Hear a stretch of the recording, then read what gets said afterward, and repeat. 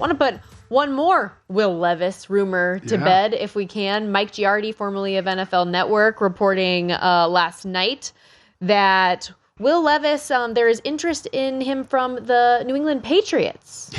True or not true? I would find that incredibly, can I underscore the word incredibly, hard to believe. Okay. Like, I just think this is what we're into. We're into just let's make something up. They're interested. Like, what is interest? Because they brought him in? I mean, look, I've been around the guy for a long time. I mean, I kind of have a sense of what he would like at the position. I don't think Will Levis is a fit for them. I think this is really about this draft is about how can they get back to being a playoff team. I don't believe that they've given up on Mac Jones or Bailey Zappi. I think they feel like they have two quarterbacks. They signed Trace McSorley as kind of a jack-of-all-trades quarterbacks, maybe somebody who could do some different things. But to me, I just believe this is one of those where it has no foundation whatsoever. So when it comes to Will Levis, period, there is so much that is out there right now that, again, has no foundation, no real grounds in anything. We're going to find out tomorrow by 9 o'clock. Yes. By 9 o'clock East Coast time. Exactly, from a substantiated source as of right now. What's your gut tell you with what happens with him and where he goes? My gut tells me that the Colts pick him at 4. That's just my gut, because I think he is the one guy who has problems, but the least manageable problems. You know, everybody's worried about poise under pressure. Everybody's worried about, people cite the 2021 season where he was good, but they don't cite this year where he, as you mentioned, throws for less than 100 yards against Vanderbilt, in a pro-style offense, all that. So my sense goes back to the tape. I think Will Levis is a backup quarterback. If he proves me wrong, God bless him. I wish him well. I don't care where he gets picked. I really care about how he plays. And I don't see a starting quarterback. I see a starting talent.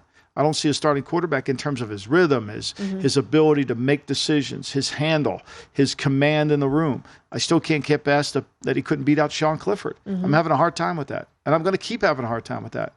I know this past year, and we talked a lot about this, about like the lack of an offensive line, the lack of any all SEC performers in the wide receiver room to help him out. He had all of these things, but at the same time, like, there's a certain element of the game that you need to be able to contribute and you need to be able to do that we just didn't see time in and time out. We talked about the Vanderbilt game. I was just looking up some of the numbers from Tennessee when he just got lit up by a defense that gave up, 50-some points? Yeah, and he didn't even throw for 100 yards, had 3 picks in that game, and minus 22 rushing yards. All right, so name me the superstars on the Louisville team when Lamar was a junior.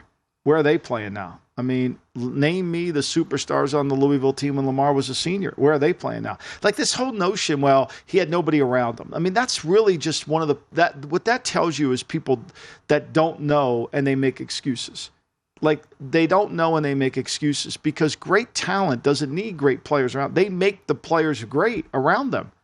I mean, it's just really a bad excuse. It's really you don't know, and so you're going to come up with a cliche to justify something that makes no sense at all. Like, great quarterbacks have always made players better. That's just what it's been. And Bill Walsh will tell you that. Like, if I get a great quarterback, I don't need these receivers. Now, if I have great receivers, that's great. But we can manage the receiving corps. So for me, it's just a cop-out. Like, Levis, if he's an elite player, he's going to make other players elite.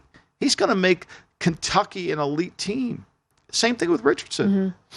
Mm-hmm. If you look at the betting market for Will Levis, don't buy in on to go number 1. Certainly, number 2, we've talked a lot about how the Houston Texans might not even want a quarterback, period. Mm-hmm. And it looks like Tyree Wilson has gained more and more steam there. But Will Levis to be the number 4 overall selection to the Colts is actually a plus money price. He's the favorite, but plus 130 versus some of the minus numbers that we see out there, or a useless now 4-1 to go number 1 when he was 40-1, 60-1 originally. Everybody's been trying to sell the picks. Houston would move down. The Arizona Cardinals take out an advertisement, they would move down. The Colts have made no attempt to move up whatsoever, and the Colts will not move up. Seattle at 5 wants to move down. I think Seattle, and from what I'm told, I think Seattle's smart in this sense. I think Seattle feels like if they could get an extra number 1 pick in next year's draft, when it is a legitimate quarterback draft, that might be the way to go.